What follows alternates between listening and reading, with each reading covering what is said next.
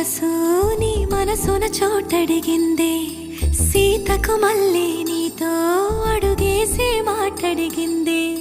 నీకు నువ్వే గుండెలోనే అన్నదంతా విన్నాలే, అంతకన్నా ముందుగానే ఎందుకు అవునన్నాలే.